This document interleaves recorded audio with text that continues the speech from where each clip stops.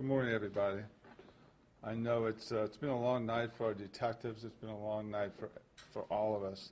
I'd like to start off this morning by telling you that although we know a lot about what happened last night, there are some things we do not yet know, and there are some things that we will not be able to release just yet. So we want to be careful. We want to make sure that whatever we release today is accurate and that we don't have to go back and correct anything. First off, I'd like to compliment the Martin County Sheriff's Office road deputies who responded last night to a horrific scene and did an outstanding job, and I appreciate that. Also, Tequesta and Jupiter Police Departments responded and helped us. Tequesta K-9 was there and actively assisted in the arrest and actually deployed his dog. Here's an overview of what we know. At 9:20 last night, our 911 dispatch center received a call from who we determined later to be a neighbor who lived right across the street from our two victims. And that neighbor was reporting he had been assaulted, he had been stabbed already, and it was clear that after investigation he had gotten injured attempting to intervene in the assault that he saw taking place. Our first deputy arrived at 9:20. That part of Martin County is cut off from some of our patrol zones. It took about 10 minutes. Our first unit arrived at 19009 Southeast Kokomo Lane. The deputy, when she arrived, observed our offender on top of the victim, our male victim, who was laying on the driveway leading into the garage. She immediately closed the gap between herself and that fight and deployed her taser. When she got there, she realized that the offender was actually biting the victim in the face and causing what turned out to be some substantial trauma to his face from bite marks. She deployed her taser. She used her taser, shot the suspect with the taser. It did not work. She took a hold of him and tried to pull him off, but he was exhibiting abnormal levels of strength, had no shirt on. You see his picture later, you see he's fairly muscular. Within a few minutes, our second deputy arrived. It was a two deputy unit, and they got out and began immediately assisting her. Nothing was working. They were using all the force that they were able to muster physically. I think the question is going to come up later, why did they not shoot the suspect? I can answer that right now and save you the question. The angles were extremely dangerous, and had there been a gunshot, it could have hit the victim. After several minutes, that fight finally ended, and they were able to overpower the suspect and take him into custody. The male victim did expire on the scene and was not transported. Excuse me. The deputies then went inside the garage and found the dead male's wife, and she was also deceased. Detectives arrived and after executing a search warrant began their investigation. It was apparent that both victims were attacked in the garage. If you've gone by the house, you'll see it's a three-bedroom, two-bath stucco house right there on Kokomo. The neighbors say that both victims were known to sit in the garage with the door open. It does appear from the scene that that's exactly what happened. As the investigators worked through the night, it was very obvious that there was an enormous amount of violence inside that garage, and both victims sustained massive trauma on multiple portions of their body. There were lacerations, stab wounds, and blunt trauma. The suspect lived with his mother a few miles away. His father lived in the immediate neighborhood. From every indication, there is no connection between the victims and the suspect. The suspect is currently in a Palm Beach County hospital under sedation, and we expect that he will survive. That is an overview of the case. I'm sure there'll be a couple questions. So how about if I start over here and we'll move across? Sheriff, are you identifying anyone at this time? Any names being released? The question is, are we identifying anyone involved? And the answer is yes. We're giving you a packet, so you'll have the names of both deceased, and you'll have the names of the offender who's in custody. And to clarify, you're saying there was no connection between person who is stabbing this couple? Yeah, the question is, verifying there's no connection. The answer is, there is absolutely no evidence at this point that our offender knew our victims. It does look, inexplicably as it sounds, like a completely unprovoked and random attack on two people that were sitting in their open garage. Sheriff, have you had any indication as to what the suspect might have been doing immediately preceding this attack? You said he lived with his mother not far away. What, was he taking Right. drugs or doing any other criminal activity as far as you can tell? The question is, I'll condense it, was what background information do we have on the suspect and what was he doing prior to these assaults?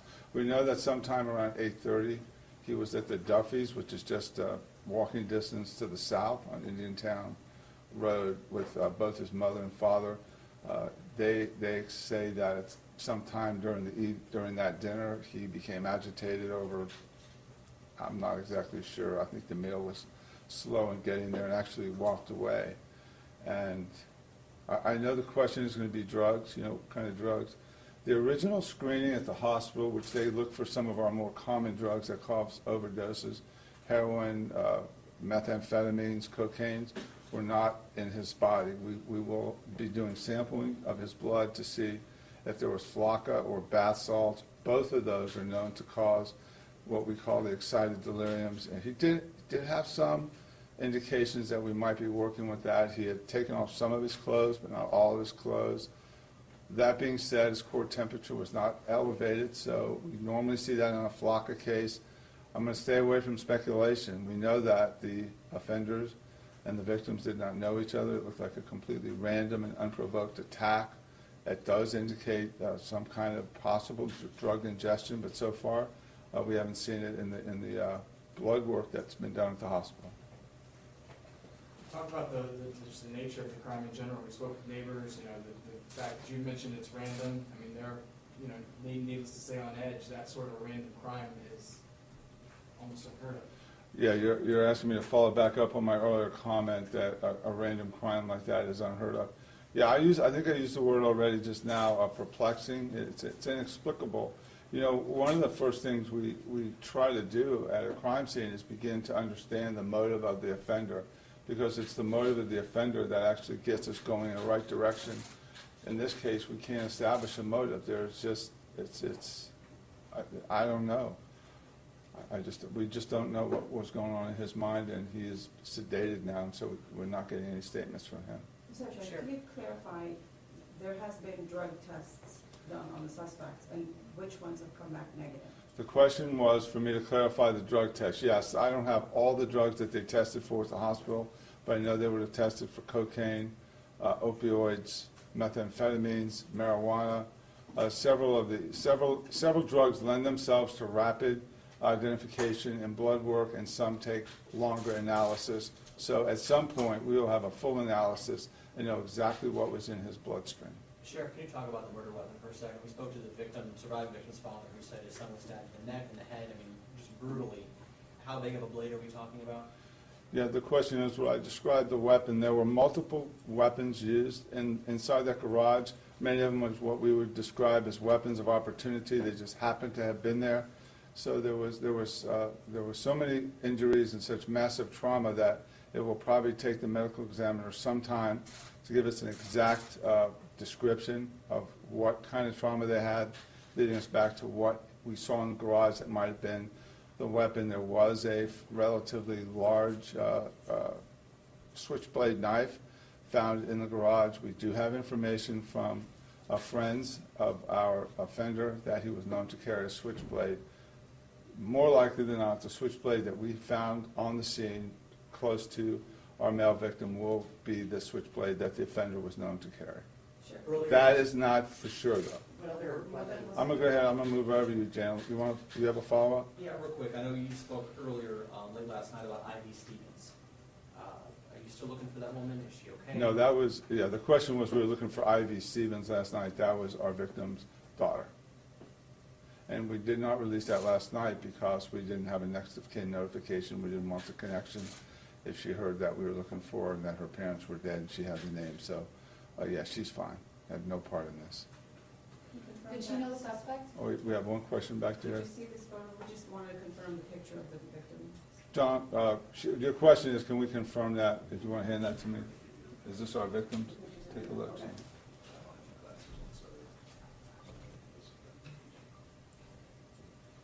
Not sure. Yeah, we're not sure, but we're going to give you the printout, the driver's license, I'm sorry, the driver's information picture.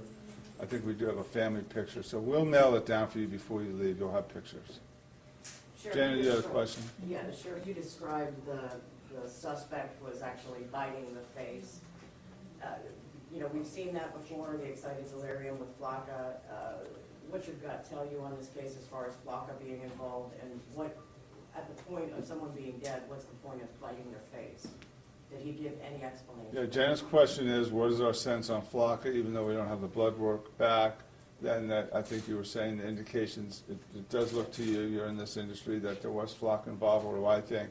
I think that I'm not going to speculate, except to say that we know in our business, that people on Flocka or bath salts will do this type of behavior where they attack their victim and they do the biting and actually just remove pieces of flesh in the bites. And did he, my other second part of that question was, did he say anything to the responding deputies? Did he give any rational, or was there any type of communication other than him chewing on it? Janice's follow-up question was, did he give us any statement? Was there anything rational? And for the most part, the answer to that is no. He was, once he got to the hospital, he was making animal-like sounds and was somewhat incoherent. And then, I'm sorry, Janet? you said multiple weapons used, a switchblade. Can you give us, was there yard tools involved? I mean, The question is, following up on my statement, there were multiple weapons and that there was a switchblade.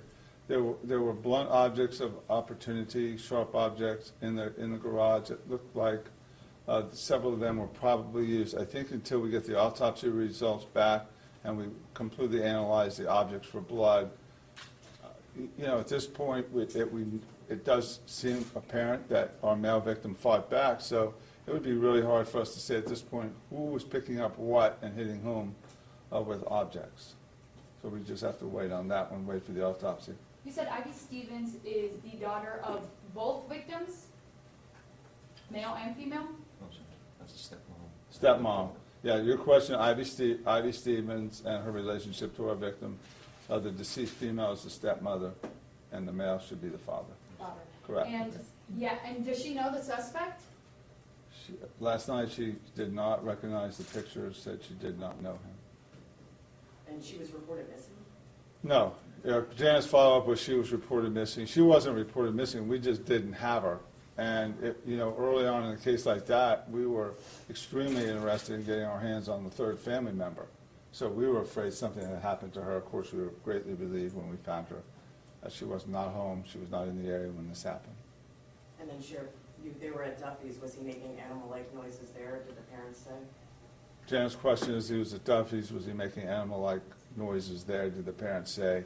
And he did not, but he was clearly agitated at the restaurant. Can you describe when you say animal-type noises, are you talking about growling, shrieking, yelping, all? The question is, can I describe the animal-like noises? It's really hard. They were grunting, growling. Best I can Body do. temperature elevated as well? Yeah, Jan's question is, was the body temperature elevated? It was not, which the high core body temperature indicates Flocka. We're not so sure that bath salts would raise your temperature. We actually have a retired doctor who works for us, and he's doing some pharmacological background right now just to kind of give us a heads up. Obviously, medical examiner is going to tell us, but it's possible that bath salts in the absence of cocaine will not raise the body temperature, but we're just thinking out loud right now. Can you tell us the neighbor who tried to break up the fight, did he witness that moment when he was apparently the suspect was biting off pieces of the man's face, or at what point did he actually walk in? The question is, at what point did our Good Samaritan neighbor across the street walk in? We don't know exactly what he saw, and he's not been able to give us a real statement yet, but He did see the assault, he did try to intervene, he did the best he could. The suspect in this case apparently was abnormally strong, so getting that excited delirium type increased adrenaline strength. He looked to me, I saw a picture of him with, in shorts, fishing, he looked fairly muscular. Somebody not feeling pain, not responding to a dog biting, not responding to repeated stuns from a taser, taking three, 4 deputies, an officer, and a dog to get him off. That's somebody with a lot more strength than you would normally encounter. And obviously our neighbor witness was completely outmanned and outgunned in that. And what were the nature of the suspect's injuries other than the dog bite? The nature of the suspect's injuries, other than the dog bite, the suspect received massive lacerations, stab wounds, blunt trauma, front of the body, back of the head. It was a lot of trauma. Unusual amount of trauma. We have some experienced detectives. One of my detectives on this case worked homicides in New York and said it was a case as bad as he's ever seen. Do you know how many times they were stabbed? That's our victims. Okay. And the suspect, he was Oh, also... the question is, are suspects' injuries?